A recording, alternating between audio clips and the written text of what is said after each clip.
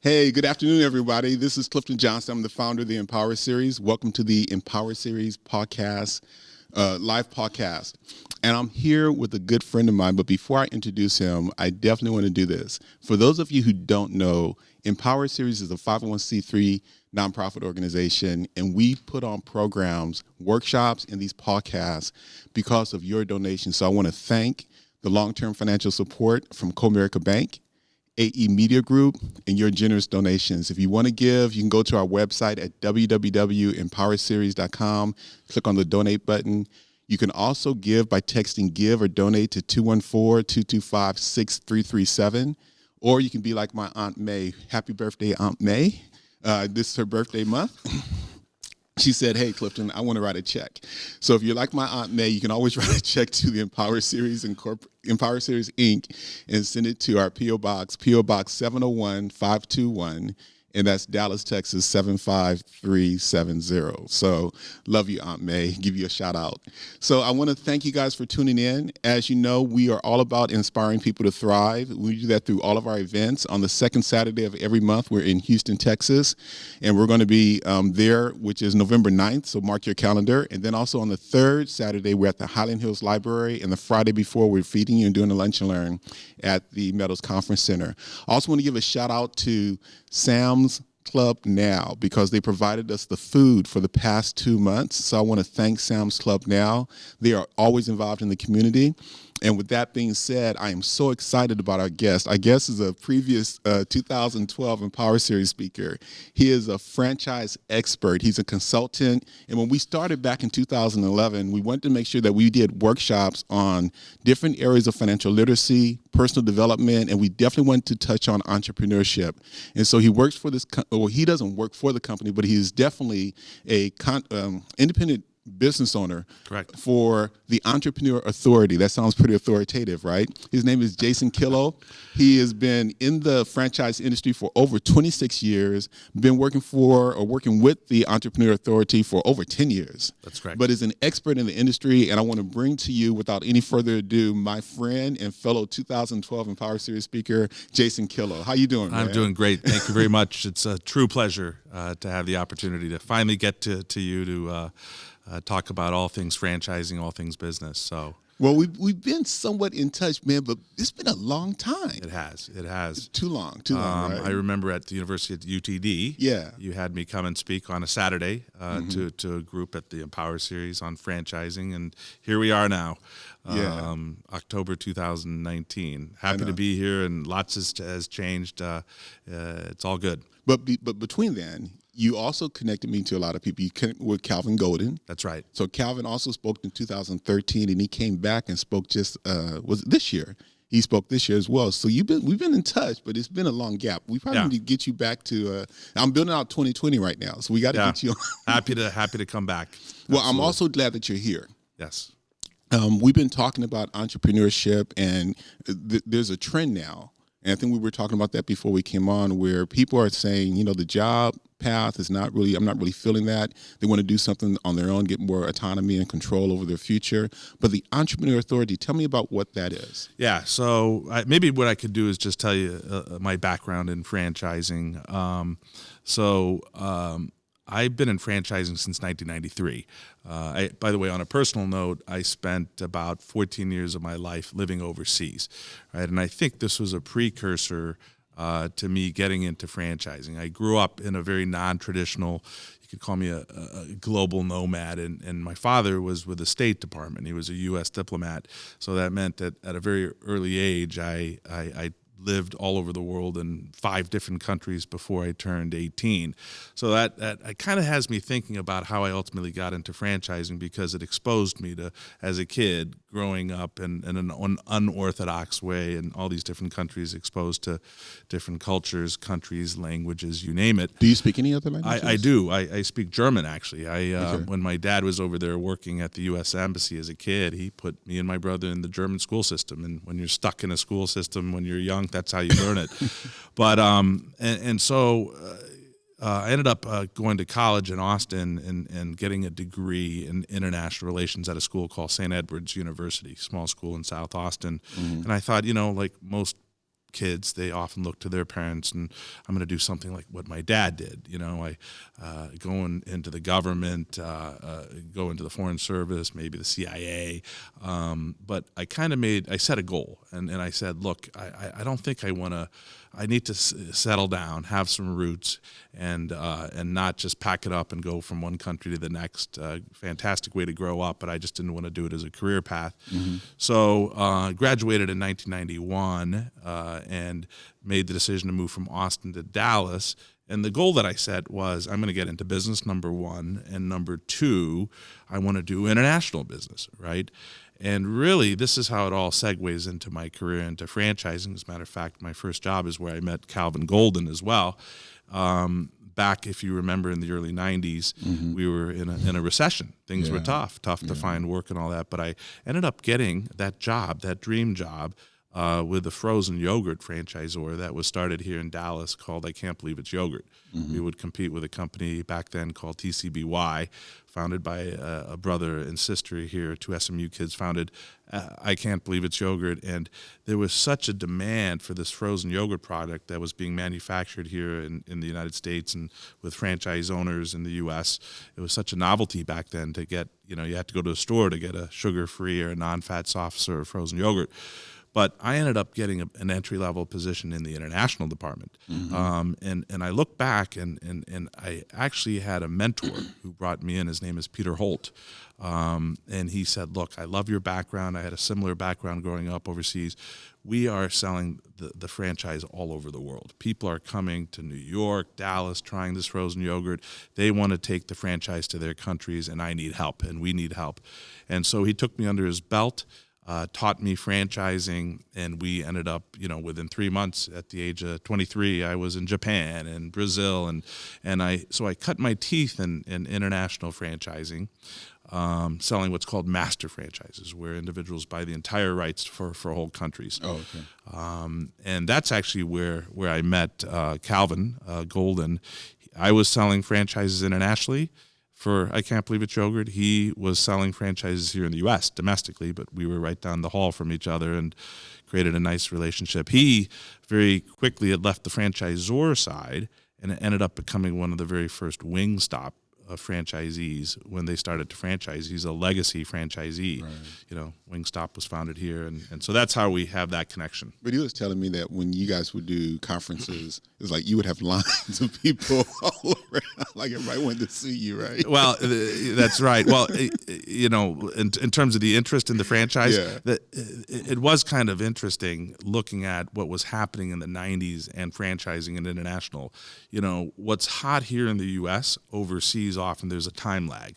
5-10 years later, they want to start bringing the franchise. Now today, 25 years later, if you go to places like China or the Middle East, you'll see KFC and Domino's and all over the place. Franchising has become so big. But I do remember the days where we would go to like Tokyo and we'd be giving out our frozen yogurt, and there would be, a mile deep line, very formal line of Japanese customers wanting to get a sample of the product. So good times. I left I Can't Believe It's Yogurt, stayed in international, went to a company called Janiking. It's the largest commercial cleaning franchisor, did international work with them, opened up Paris and Malaysia. So it was really fun to be in Dallas, but go overseas in the 90s and kind of take an American brand or two brands and take the American way of doing business via franchising to these master franchise owners, and ended up switching from international to domestic. Got married, had kids, and sold franchises for Pizza Inn. And then my last, if you want to call it corporate job, W-2, I was head of franchise, VP of franchise development for HomeVestors.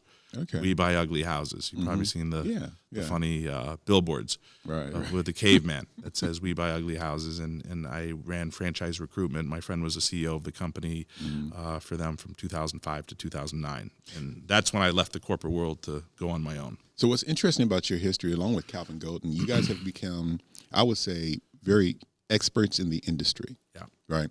And then when the founder Antonio Swad and his partner founded Wingstop. Yep. They reached out to Calvin, who actually helped them franchise that model. That's right. And so he has a lot of history, Lifetime Achievement Award with Wingstop, and he's taken that expertise and he built a national brand that is now international. That's right. With Wingstop. And then same with you. So you've had those years of experience in franchising. And then how did you get introduced to what you're doing today? So, I had left HomeVestors in 2009.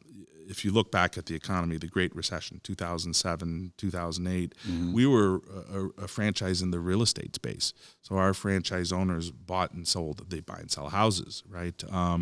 So when things blew up, they blew up a lot more for real estate. And so, our franchisees are flipping houses, and they have houses in their rental portfolio. So we came to a stage where the company had to really stop franchising. The CEO brought in a private equity group. That was sort of a natural evolution for me to say, I've been in this both internationally and domestically with different franchisors. I'm ready to go out on my own, and met up with my friend who I've known for years, David Amholt, who founded the Entrepreneur Authority based in Dallas, here in Dallas, Texas. We're a small boutique franchise consulting, franchise matchmaking company, right? And he had built this company here where we're nationwide. We have consultants throughout the U.S. as well. And he's who I wanted to join. And I joined him. I formed my own entity, my own corporation, my own LLC. I do business. I'm a licensee. I do business under the Entrepreneur Authority. And I've been doing this for the last 10 years. And it's been exciting. Really, it gives me exposure to all kinds of different people, franchises. Frankly, it's a great time to be looking into franchising, and I love franchising, and that's what I've been doing.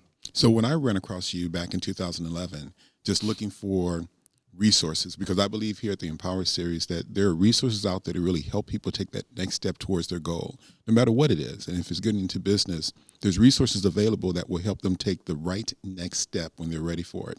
But I look at your Entrepreneur Authority as the eHarmony of franchisee and franchisor matching, right? Oh, I love it. I love it. And your voice, the way you say it, Clifton. My, oh my. And you also have You are right. We are the eHarmony. Right. We are a matchmaking company. And you start with this eDNA test, right? That's right. This quiz to really let people get a self-assessment of, okay, well, am I the right type of person to get into this? That's right. And if I am going to get into this, how do they give you what you need to really help them get matched to the right opportunity? Yeah, so that's a great question. And I think maybe what we can do, if we may, is kind of start at a macro level. Let me share some data on the world of franchising. As a matter of fact, I actually brought some hot off the press information. I was out in Florida a couple weeks ago and listened to the chairman of the new chair of the IFA, International Franchise Association, give a presentation as a keynote speaker. Let's talk at a macro level and then kind of take a deeper dive into, ultimately, as someone wants to explore buying a franchise, how do they find the right fit franchise? What do they go through to ultimately get in front of the right opportunity? So from a high level, these are some interesting statistics. The U.S. currently has over 759,000 franchise establishments open and operating. It's a lot. Franchising will contribute $757 billion to the U.S. economy. Franchising will provide 8.2 million jobs in the United States. So if you think of all the franchises that you and I know, the Wingstops, the McDonald's, the ones we visually see, and the amount of employees and jobs that they provide, amazing. And overall, it accounts for 3% of the GDP of the entire United States. So from a big picture perspective, a very significant way to get into a business. And franchising is hugely successful here in the United States. Today, if you're a buyer of a franchise, let me sort of tell you some big picture numbers. There are approximately 3,800, almost 4,000 different franchises in a couple hundred different lines of industries, right? So from your perspective, Clifton, if you were to look to explore to purchase different franchises and go onto the internet or so, there's a lot of terrific information out there, but you're going to get lost. Yeah. So get drowned in the sea of information. Right? You're going to, exactly. And for example, the statistics show that 60% of all franchises are non-food. So about 40% are in the food and hospitality space. So the Wingstops of the world, the McDonald's, the Jimmy John's, the Hilton hotels, the Marriott's. Those are franchises that we all know, we all go to, we all eat the product. But the reality is the vast majority of franchises are not food. And the food, hospitality franchises tend to be the most expensive as well get into and to build out and to open, because they're in retail, they're in strip centers, they're freestanding buildings. But the vast majority of franchises are non-food, right? These are franchises that you can run from your home, consulting franchises, small office-based franchises, light industrial, warehouse, truck, mobile-based, home service franchises, retail, non-food. We know Randy Bibbs, someone who was your last key speaker on the series. He has a hair salon franchise, for example, that he owns. So we really ultimately help our buyer navigate the whole process of finding the right fit franchise. Yeah, and what I like about what you do are definitely getting help, right? Getting a consultant who knows the industry. Is a lot of people have a misconception that it's going to take a lot of money. That's right. Or they're thinking, okay, I have to take the big leap and leave my job, where I know of a few franchisees who actually have a W-2 job and they have a franchise. They have multiple franchises. So that reduces the risk of them having to pull money out of a franchise too soon. And if they got to put money in, they've got a W-2 job that's really funding them. Because the whole system or process of a franchise is to have that operation make money without you. That's right. So you bring up an excellent example. So on a big picture level, the vast majority of franchises are owner-operator. Mm-hmm. So in other words, you are full-time, all in. You cannot have a job and own the franchise at the same time. For example, I developed a franchise brand called College Hunks Hauling Junk. I put them in the early stages of their growth. I sold a lot of franchises for that company, and that's a full-time owner-operator.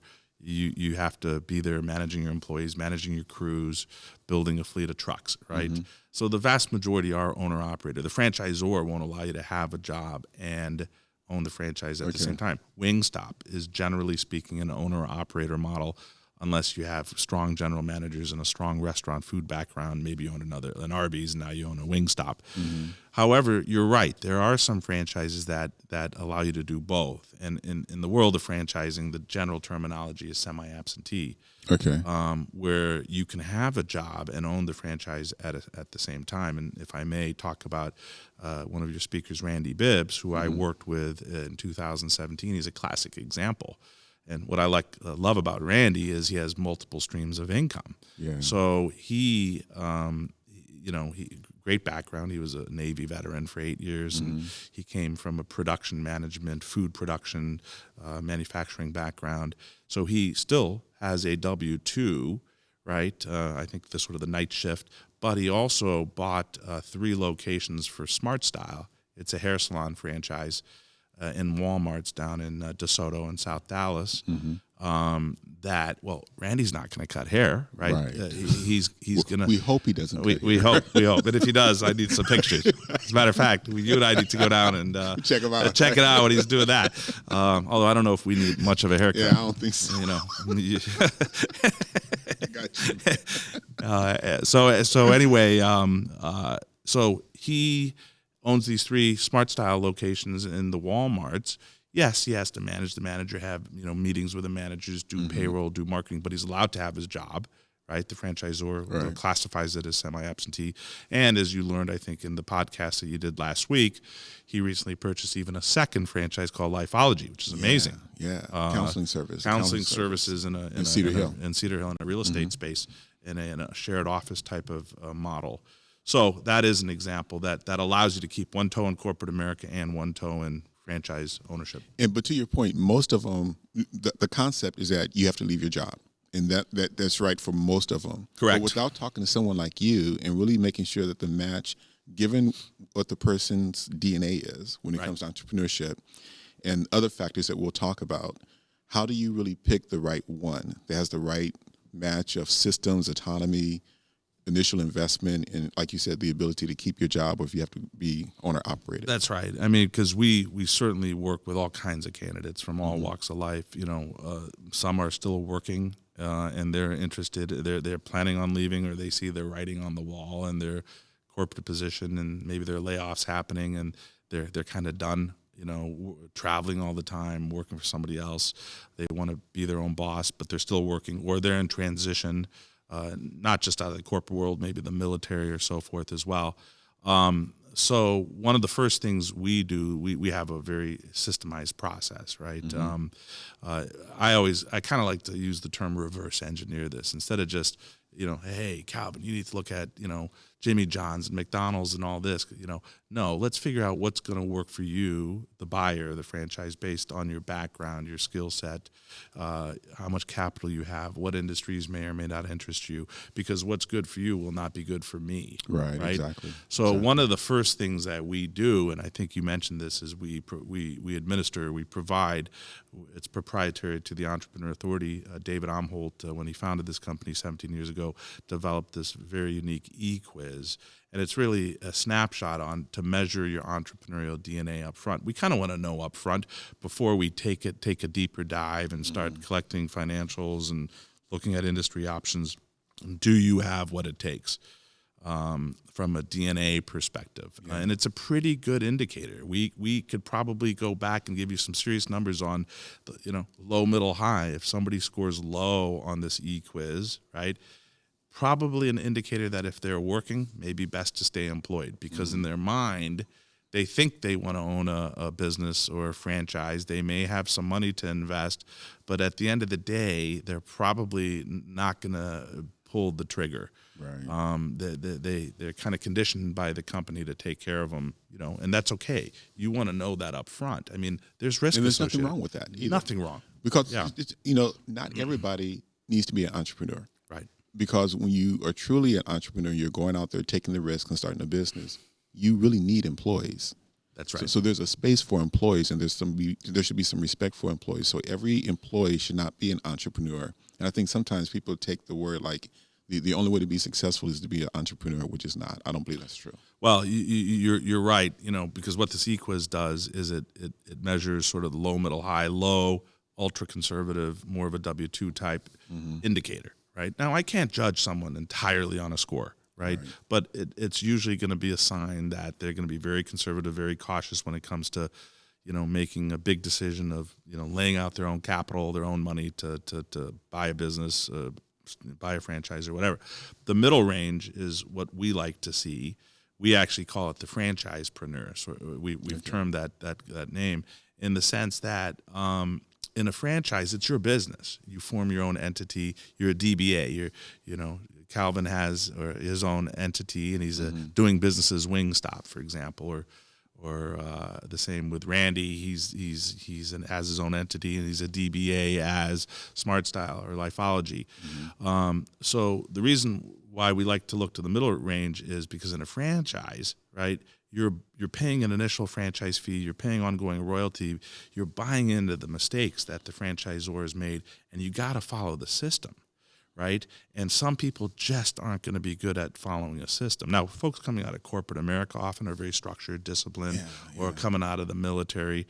But, believe me, the moment you add hamburgers to the Wingstop menu is the moment that you're going to get a pink slip from the franchisor saying, you better take that off the menu or you're going to lose your franchise. Yeah. And so it's important to, that if I'm going to buy a franchise, why would I do it my way?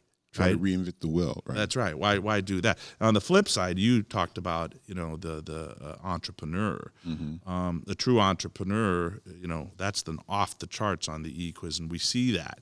They simply don't want to be told by Wingstop how to do the wings and so forth their way. They want to do things their way. They're uber independent. They're definitely more of a startup, and you kind of want to know that up front because there's a playbook. You got to play by the rules if you're going to be part of a franchise, and so that's a good starting point. Take the e-quiz. Well, are there some franchises out there that has less guidance where you can go in there and at least you stay within the lines, but you have some autonomy within the lines? Yeah, absolutely. You have something like that. Absolutely. I mean, okay. I'll give you an example. I think at least HomeVestors, We Buy Ugly Houses, very much attracted a type A deal-making franchisee. I mean, when I was there 10 years ago, we had franchise owners buying 100, 150 houses a year. So it does take a certain level of creativity, thinking outside the box. In general, here's the system, follow the system, but a little more flexibility, or some of these consulting type franchises where you got to adapt yourself a little bit. Where it becomes more rigorous is when you get in with the McDonald's or the more mature brands where systems operational quality has to be the same no matter where they go. No matter what, like that. right? Okay. But in the sales and marketing type of models, a little bit more flexibility. So there's definitely a spectrum out there. Okay, so the tool really helps you make sure that you don't make some like mismatches. That's right. Unhappy relationships, right? That's right. Okay, cool. So, and your track record, how have you been? Great. I mean, our company has had great success. You know, at the end of the day, you know, I'm not here to sell a franchise. I'm here to see, first and foremost, does franchising and franchise ownership make sense for my candidates, right? And I'm here to see if I can help them find the right fit, and I have a very good success rate because I care about them. You know, you're interviewing me, but every day I interview candidates. I hear people's stories, and people have remarkable stories of where they've come from, how they got to where they are today. They fill out a consultation request form. We're very thorough in collecting a lot of information up front from them before we come back and present them with the right franchises that have open territory availability for them to look at. So we very much are there to make sure that once they get engaged with the franchisor, I stay back. I have weekly calls with them. I'm a true advisor to help them make sure that they're really kind of navigating this entire process, which is a pretty intense process as you're vetting a franchise, highly regulated by the Federal Trade Commission. Every franchisor has to provide a disclosure document by law. There's a lot of sort of due diligence you have to go through to ultimately, you know, make that final decision as you're vetting multiple franchises. So once you interview them and once you get the DNA, you'll come up with a list of potential franchises that might be potential matches, and then you give those to your client, and then they got to go out on dates or they do the due diligence. Right. That's right. They start right. You know, looking at them, getting all the information. And then they ultimately have to do the due diligence, and you kind of can guide them, but they got to make the right choice. It's ultimately their decision. Yeah. I certainly am not going to push them ultimately. But if they go through the process properly and vet the franchises properly, this is a mutual evaluation process for them. The franchisor is equally vetting them just as much as they need to be vetting the franchisor. Like you said, when they come up to bat for the first time, that's the first time they're meeting each other. They're beginning the courtship process. They're seeing if they like each other, if they're potentially a good fit, because it's so important for the franchisor to find the right fit franchisee. I mean, you know, you don't want to be the wrong fit. You don't want to be undercapitalized or whatever the scenario is, you know, because the last thing you want to do is make a mistake and buy the wrong franchise. Right. Okay, so a couple of things that come to mind. Number one is you have established franchisors who are looking for qualified franchisees. Right. Do you ever help an existing business that's not a franchisor create a system that they can, you know, franchise their companies? Yes. Are you in that space? I am in that space. You know, franchising is, as you saw and heard some of the numbers, is one of the fastest ways for a business owner, if they've developed a very unique business model, to grow. Right. I mean, say you started you owned a restaurant here and you had 3 locations in Dallas, and you perfected the systems, but you now want to grow into Austin or into Houston or into Atlanta or whatever, but you just don't have the capital to do so. So it makes the capital. You don't want to be, you know, living in multiple different cities or hiring employees in different cities to open company-owned operations, for example. Franchising becomes a very viable way for franchisors to grow their businesses. So I am involved in helping a lot of emerging new coming down the pike concepts. Some have significant company-owned operations that are now franchising their models to the independent owners. So definitely have a lot of exposure, and probably in the last 10 years have trained more than 50 franchisors in the how to recruit, teaching them how to properly recruit franchise owners into their system. Okay, so as a franchisee or potential franchisee, they don't pay for your services. You're paid by the franchisor. So switching gears to the Entrepreneur Authority, that's correct. Yeah. They think of us as like a headhunter, a matchmaker, a realtor. Well, let's use the job as a recruiter. So I call you up and I'm a recruiter and I'm looking to fill a position. Well, you, Clifton, aren't going to pay me a fee to help you get the job. It's ultimately, if you take that job, it's the employer who pays me a placement fee. Gotcha. So there's no fee that the buyer of the franchise pays me. Our services are free to them. We put them through a very rigorous process. They got to be committed to our process just like we're committed to them. It goes both ways. It goes both ways. I mean, I'm putting a lot of work into the process. I'm a big believer. Put the work up front to ultimately get in front of the right franchises. And I tell them that, and as they're willing to follow my process, our system, that'll be a good sign that they're probably going to be willing to follow the franchisor's recruitment system and follow a system as a franchisee. So you look for these trends. So there's no fee they pay us. But if they ultimately do buy that franchise that we showed them or presented them with, it's the franchisor that pays us a fee. So whether if they went onto the internet or found that same franchise on their own, their investment's going to be the same. Okay. Right? Their initial outlay and franchise fee to the franchisor is going to be the same. So really, it's only a plus side to work with a consultant. That's right. And if someone's out there looking at buying a franchise, and I know some people who've actually bought franchises but probably didn't know about you. That's and right. They probably could have valued a lot. Yeah. And even if it's after the fact, you do provide some kind of consulting. Of course, I look, people after the fact, if they want to buy a second franchise, or maybe they're already vetting some franchises that, like a Wingstop or so, and we don't necessarily work with Wingstop. I'll give them some, some tips. Maybe I introduce them to a lender or a franchise attorney, right, to help them review the documents. I mean, we're a value-add resource beyond just helping them find the right fit franchise. Okay, so I have a couple of questions, and I want to see if you can give me some advice on what potential franchisees should look for. But first, I'm thinking this. I went to a meeting where we talked about opportunity zones. Mm-hmm. And if you're familiar with that, is, disadvantaged, some disadvantaged neighborhoods. It was big in the Clinton era. Yeah. Back in the 90s. I remember that. And so right now, even empowerment zones. In Dallas, we have 18 locations. And I'm not quite sure about this, but Emmitt Smith has a investment company. Yeah. And I think he bought the property that used to be the Urban League, which was right across from the VA. Yeah. And I know the young executive who's actually Tamala, who's working that project, and she's looking for small businesses to go in to determine are they franchise ready? Is there a franchise that makes sense for them, and possibly even go into some of these opportunity zones? And so have you placed any franchisees within a particular opportunity zone location? I remember when I was in the 90s, it came out, the empowerment, I think they call them the now opportunities of the empowerment zones, like in Detroit, and to revitalize the inner cities. Yeah. And a lot of franchisors would, for example, if they found franchisees wanting to operate a location, may have had some incentives. I don't know what they are today. Yeah, there's some tax incentives. Tax incentives, but maybe they waive the initial franchise fee to get in that regard, from that perspective, to get into that urban environment. But I think you're seeing with major cities right now, that's becoming a big thing. I was in Detroit a couple years ago, and just downtown, it's amazing how a city like that's being revitalized and businesses are coming back, and a lot of them are going to be franchises, right? So if we don't have the answers, we'll definitely find the people who can help out in specific scenarios like that. Okay, so I know, first off, back to what I think is going to be very valuable for people who are listening to know. Definitely, if they're considering getting into the franchise or want to become a franchisee, they should go to your website, take this quiz on the LinkedIn and Facebook sites. I think I put the link to the actual e-quiz. Yeah, that's right, and it's right here, e-quiz.net.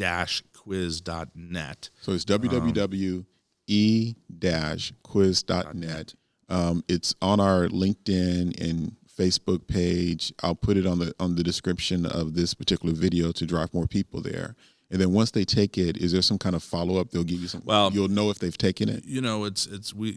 Yes, they have a drag down where they pick the consultant. Maybe they can pick me as the consultant, and then I would email them. So there'll be some kind of follow-up. I'll follow up to say, hey, would you like to set up a time to talk about it? Non-threatening. If they don't want to talk about it, just take it. So I think everybody should take that. 100%. So everybody takes that. That's step number one.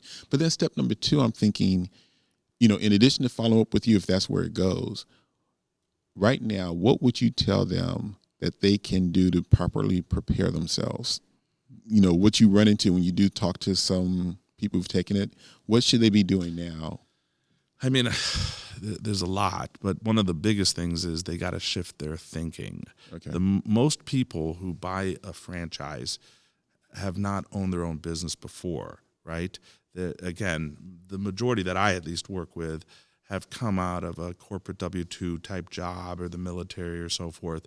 So one of the things we really need to prepare them for is they got to shift their thinking from what I call an income-based mindset to sort of an equity asset-based mindset.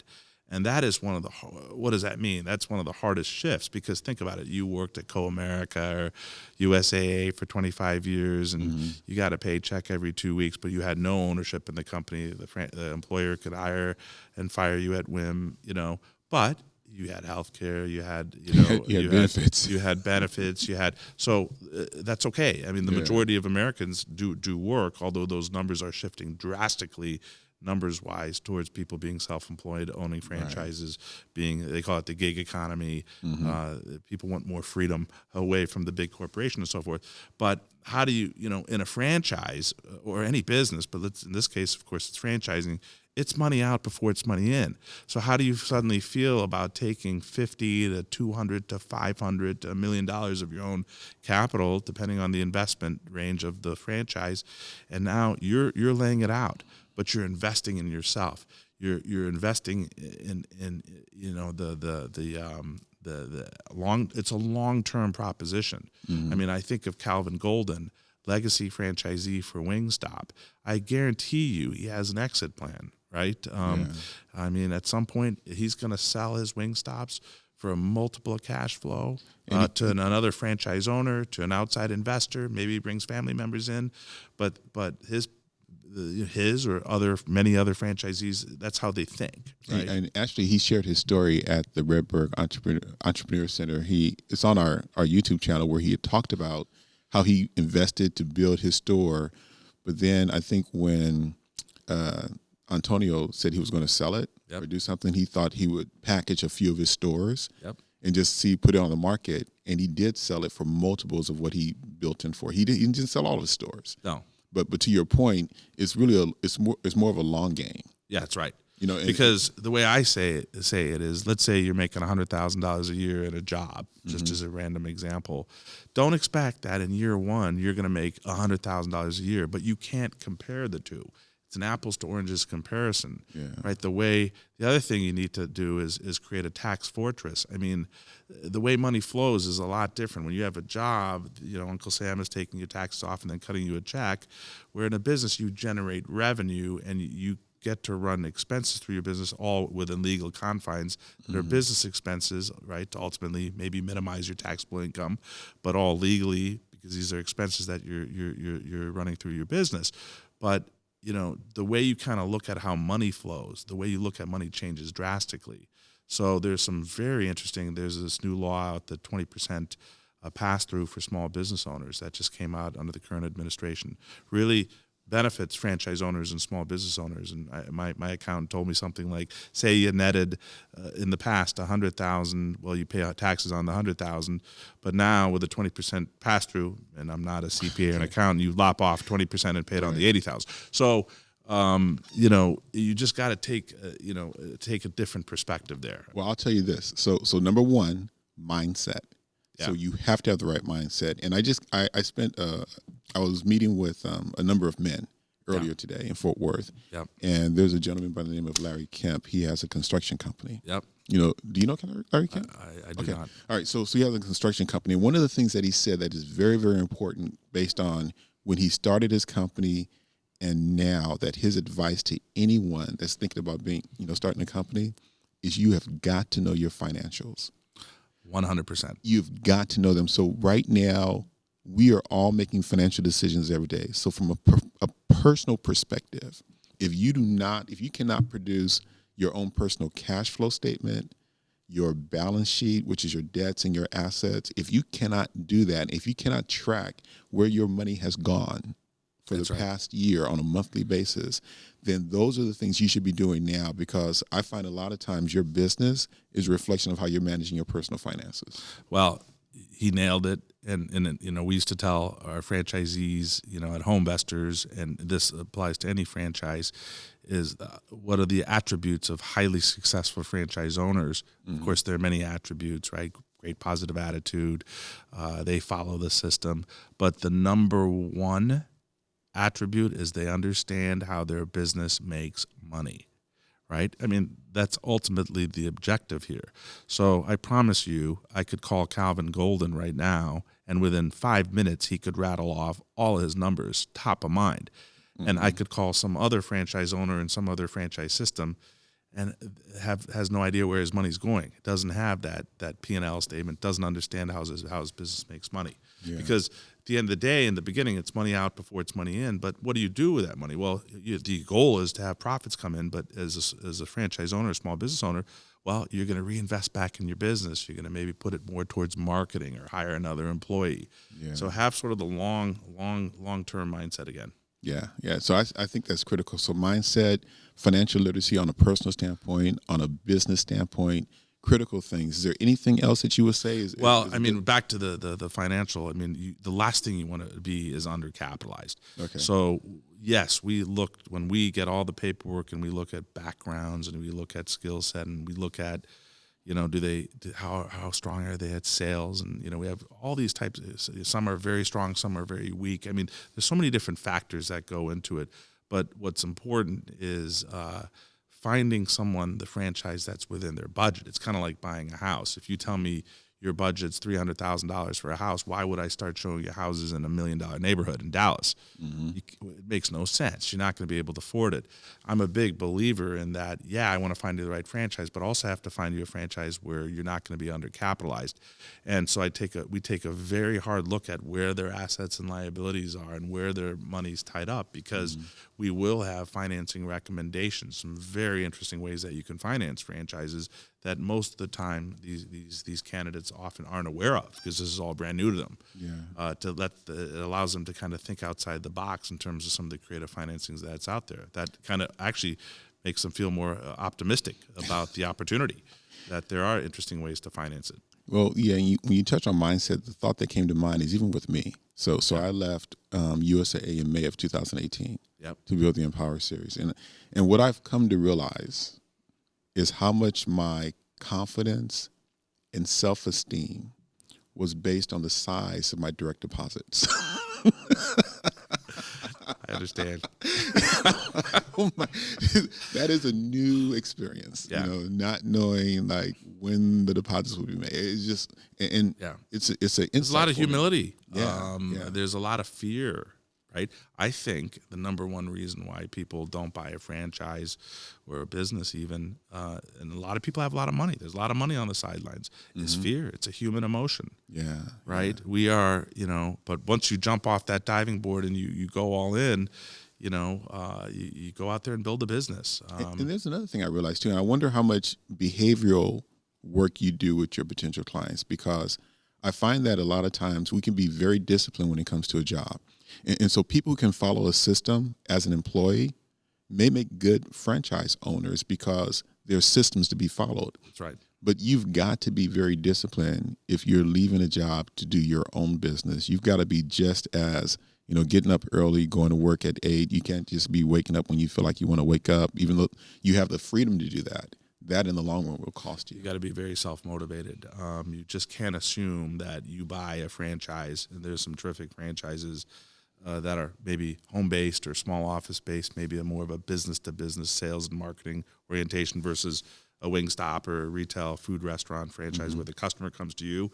If you're not self-motivated, you just can't assume just because you bought the franchise that the phone's going to ring off the hook. Right. Yeah, the franchisor will have marketing in place, lead generation programs, but at the end of the day, what you put into it is what you get out of it, following the franchisor system. And, we look to that, and franchisors need to be very clear. They want to find the right match. And I know a lot of franchisors panic when they get an engineer type looking at a sales training type franchise. It's just ultimately they're going to overanalyze it. They're not going to wake up every morning and make those phone calls and go to the networking meetings and make it happen. So that's why you got to know all that up front. Yeah, right? And then the other thing Calvin said, that, Calvin's a great storyteller, right? Oh, phenomenal. So I'm trying to think the words he said, but one of the biggest difficulties, too, if you're going out there and you're starting your own business, is finding good people. Yes. So as an employee, that may not be your responsibility if you're not in HR and you're doing recruiting, but finding good people to run your business at different levels, or assistants, if you're a bookkeeper or general manager or whatever. And it's difficult because it's hard to find good people. Well, I mean, the good news is the economy is booming, and so the unemployment rate is so low, which means that it can be a downside, especially if you're in a restaurant where you need access to employees, and they'll move on or there'll be a turnover rate. So certain industries certainly are going to have higher turnover rates than others. Yeah. Some franchises, for example, restaurant in particular, hospitality, are going to require a lot more employees than other models where you may have 1 or 2 employees only, right? But still, always a challenge out there. And so you're always recruiting. If you talk to Calvin, I bet you he's constantly interviewing and recruiting all the time. Right. And he's looking for quality employees, especially in the back of the house, to make sure the product is coming out. And when you find somebody good, you want to hold on to them. Definitely. So the other thing I found out is this. So imagine, and people might be offended by this, but I look at an employee sometimes as being a child. Yeah. So it's being a child living in your parents' house. So you have a job description, and you're doing that job description, and you're doing it very well, and you're somewhat frustrated because you're not getting everything you need, so you want to step out on your own. That's like a teenager thinking, okay, I don't like the rules. Right. I'm going to go get my own apartment. And then once you step out in your own apartment, that teenager, he or she realizes, oh, there's a whole bunch of stuff that was going on beyond my chores at home. That's right. And so as a new business owner, you're truly taking on all of the responsibilities. Even though you have a guideline, you're now responsible for a whole bunch of different areas that a company was doing for you. And you truly need to make sure that you're prepared for that in advance. So how much work do you do preparing them for that transition? So the franchisor, the franchise that they go with also provides a lot of that, of course, because they're paying a franchise fee. They're paying a royalty to be part of the system.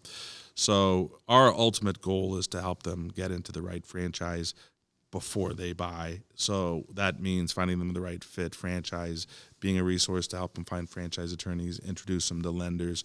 If it's real estate, maybe there's some commercial real estate brokers we can introduce them to, and other types of resources like that.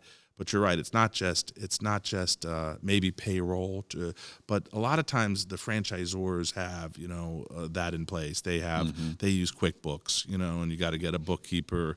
They have they're going to teach you. They got to teach you business ownership. They're going to teach you the system. Part of the system is all the other stuff. Part of the training. The part of the training and ongoing support is the administrative, aspect, and that's what you're paying for. You're buying into their expertise as well, and they provide, they call them operations consultants that are with the franchise or the parent company, helping especially the new franchisees as they're getting their businesses set up. It's a lot to be done when you form a new business, right? Moving parts.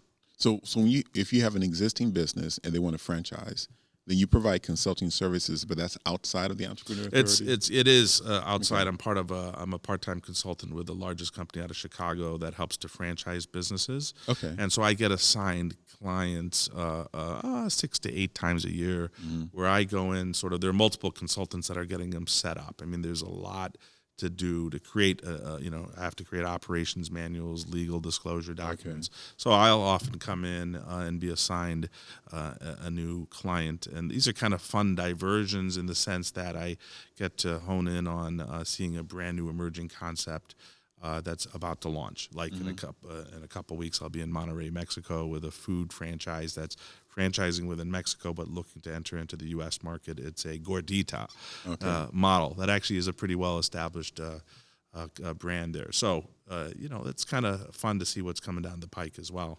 Do you find business opportunities on your own, or from that perspective? That part I don't.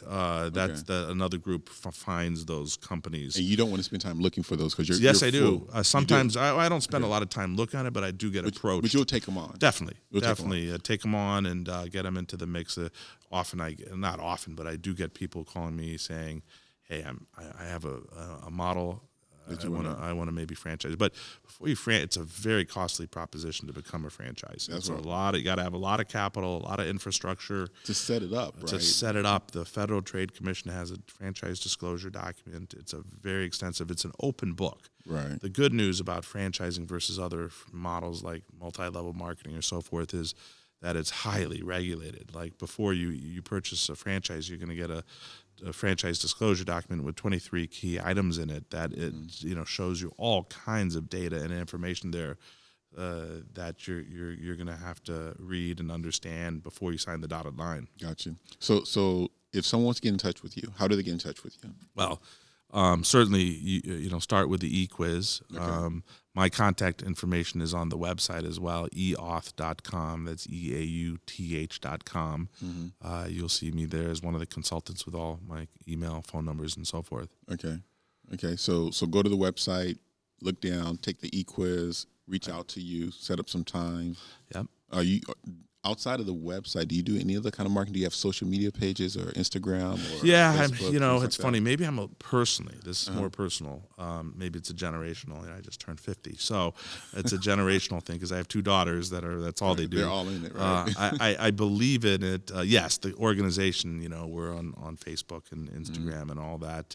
But I get a lot of referrals from folks. I do have some marketing techniques as well to find buyers. And, when you've been doing this for so long, referrals are and often the greatest, to me, what gives me the greatest joy is placing that franchisee into the right franchise. And then they, 2 or 3 years later, the franchisor says, oh, by the way, your franchisee is our number 1 franchise owner in the entire system. It makes me feel good. Like there's a franchisee with a T-shirt franchise up in Plano, and I found out he's the number 1 out of 100 franchise owners in terms of sales in that franchise. So someone like that will send me. He may want to get a second franchise or send me a friend who's interested in it as well. So okay. So we got around 10 more minutes. Sure. Right. So I want to thank you for coming here and sharing your knowledge, man, because I feel like you are an underutilized resource. I appreciate it. I really do believe you are. It's an honor coming to spend time with you, for sure. Yeah, and I think there's a lot of people out there who are looking or have an idea. Right. And they want to do something. They don't know where to go. And they can always go to SCORE. Right. SCORE can help them get some things together. They can go to the Small Business Development Center. That's right. SCORE also has some classes on how to buy and sell franchises. Did you know that? It's like I don't know who teaches it. Probably somebody or someone in the like industry. myself may come in and give a presentation on franchising. But SCORE, it's a great resource. These are retired business owners who want to offer their free services, and franchising is not the only option. I mean, many people just want to start their own independent business. That's beautiful. I mean, this is America. We can do what we want to do. This, of course, I'm very bullish. I think it has an unfair competitive advantage because you can hit the ground running with a brand. The statistics show that you have greater success with franchises than just doing something on your own, don't they? Definitely. I mean, look, there's still failure. The franchises can fail like anything. It's a risk, but there's less risk because again, the mistakes that you're buying into, that's worth a lot. So you don't have to make that same mistake on your own as an independent. Yeah. Hey, we already know that adding hamburgers to the Wingstop menu doesn't work. It actually brought our sales down. So why do it? Is how you got to think with the franchise. And then you also find, and I'm also interested in the fact that when people start a business, especially if it's on your own, you find yourself that you're in the business, like you are the business. So if you're not there, if you take some time off, you're not really making money. And so with the franchise model, and you see people buying multiple units. For sure. They definitely have a system involved where they're not all over the place running those units. So how do you help people realize or understand like E-Myth? E-Myth, big fan of E-Myth. There's a little bit of both in the beginning. You're working in the business and on the business. The E-Myth, the whole idea is, you don't want to just be the tactician who just is working in the business all the time. But the reality, I think, with any brand new built from scratch franchise, you can do a little bit of both. But ultimately, look, if you own that McDonald's and you're the franchisee and I walk in the back and I find you flipping burgers, but you're the owner. Matter of fact, I should even see you in the McDonald's. You should be at the Rotary Club or at this networking group bringing business into your restaurant. That's the overall idea, but that takes time. And that takes getting probably to a multi-location, multi-territory level to where you can justify having general managers and employees that can take over for you while you have this extra free time to go out and take your vacations or do that. So in the beginning, there's a little bit of both. but I'm a big fan of the E-Myth Revisited. I would say that's probably the number one business book that any business, regardless of franchise owner or independent, should read. Okay, so if you've got somebody who's thinking about starting a business, whether it's going to be independent on their own and they want to consider franchising, number one, take the quiz. Yeah. The www.e-quiz.com. Right? .net. .net. Okay, got to get it right. That's right. .net. But the links again on our Facebook, on our LinkedIn, and I'll put it in the description here. Actually, I can type it in when you're talking and put it in the little guide here. Then the other thing is this: start doing some work on your personal finances, like financial literacy. Get your stuff straight. Know where your money's going. Be able to produce personal financial statements. Start taking some classes on financial statements for a business. Work on your mindset. So read some books about what it will really take to run a business. So a good book is the E-Myth. That's right. Is there another book besides the E-Myth that comes to mind? But the E-Myth is a good book. Yeah, There's Robert E-Myth, Kiyosaki. Robert Kiyosaki. There's so many Let's good books go to out there. Barnes & Noble, That's Google right. it. But, That's right. but definitely start putting in your mind ideas and thoughts that are different than just the typical employee. Yeah. Right? What would you say, as we're beginning to wrap this up, what would you say are some of the other key takeaways? Or if we've touched them all, we've touched them all. But is there anything else that you found in your years of 26 years in the business on working for somebody or now helping match franchisors and franchisees that people should really do that they can take away from your years of experience and knowledge in the industry? I really think we covered a lot of bases, just go in with an open mind, do your due diligence, understand how the business makes money. It's an open book. As you're doing your due diligence, you're getting to know the franchisor. That's who you're going to get married to ultimately. But as you're doing your due diligence, you're going to talk to existing franchisees. It's those owners within that system who can tell you if they're happy or if they're not happy. So make sure you talk to plenty of franchise owners as you're doing your due diligence before you decide to commit to that franchise as well. And you will. And that will ultimately help you make an informed business decision. So Steve Harvey said he has this video out there talks about taking a jump or taking a leap. Have you seen that video? Yeah. So the video, no, but I think I've heard of an article. So the theory is that you may see people out there like a Calvin Golden Right. or someone who's like soaring, doing great things. You don't see their journey though, but you see them soaring, and you're thinking, man, I would like to do that. But you got your secure job, and you're thinking, man, I don't know if I can do that. But he says you will never know if you can soar unless you take that jump, you take the leap. That's right. But you got to realize when you take the leap, your parachute's not going to open. That's right. You're not, and you might hit some rocks. That's right, and you will. And you will. So prepare for that, right? It is, but at the same time, it's freedom, right? And I think that's what so many people. I guess one of the takeaways is I'm seeing more and more people wanting to be their own boss, to own their own franchise. They want to take all those skills and what they've learned in corporate America or wherever they've come from, and they want to apply it now to their own business, right? But it takes risk, it takes money, and you just jump in and do it. And so you got to invest in yourself. And if you're looking at yourself now, you're thinking, would I invest in a person like me? So if you kind of take your step back, look at yourself objectively. That's right. And if you would not invest money in that person, then you need to up your game, up your value, That's up right. your knowledge base, your skill sets, your commitment, your discipline, your financial literacy, whatever that is. So then he says you're going to hit some rocks, but you got to do it, and then your chute will eventually open. But if you never jump, Right. your chute will never open. You'll never know. One of the greatest things that I've done, I would say, is I jumped from a W-2 to being on my own. I knew there was risk. I knew there was calculated risk, but I did it. And I know a lot of people are doing it every day. But you have to have a lot of good advisors around you. If you're married, have your spouse, make sure everybody's on board. Right. There are plenty of good people who can give advice and help, but at the end of the day, you got to decide. You got to decide and circle yourself with the right people. And you were telling me before that sometimes once you do all of the due diligence and you find the right match, that person, you said something about they got to go up to the diving board on the edge. You're not going to push them. That's right. They got to jump. How did you say that? I mean, the way I kind of like to paint it is I kind of pre-frame it. I paint the picture of as you're doing all this due diligence, and it's like you're playing a baseball game and you're going from inning to inning to inning. It's a marathon, not a sprint, to ultimately find that right fit franchise to buy. Just visualize yourself. There's very likely potentially going to be a time when you come to the edge of the diving board, right? I'm not going to push you. It's not my job. The franchisor shouldn't push you. If they've offered you the franchise, you've gotten everything lined up, your financing, you've talked to franchise owners, you got your family support. You're going to have to decide, are you going to jump or are you not going to jump? And if you don't jump, what are you going to do, right? But when you do jump, then just hit the ground running. Go build yourself a business, go make some money, and think long term.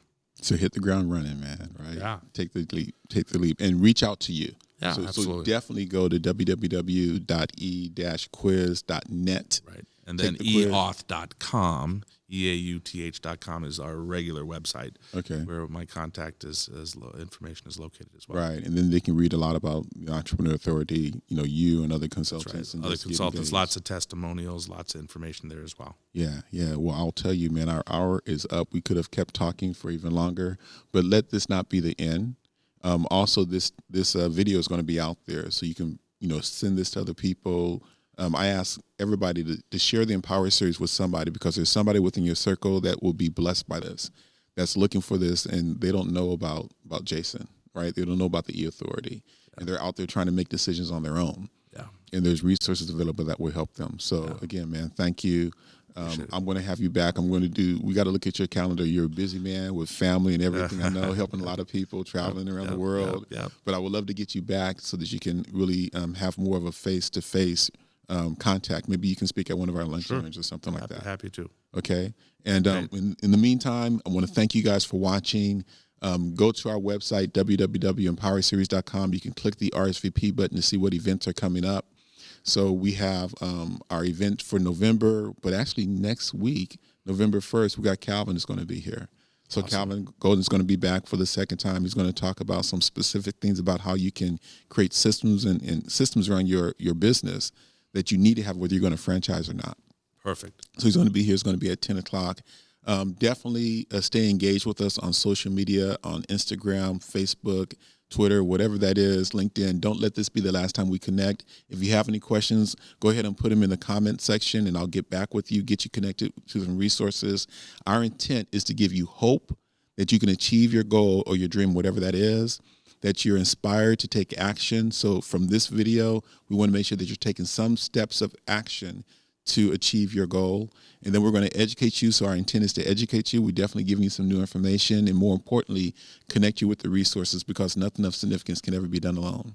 So I want to thank you again, Jason. Thank you for watching. Until next time, be empowered and inspired to thrive.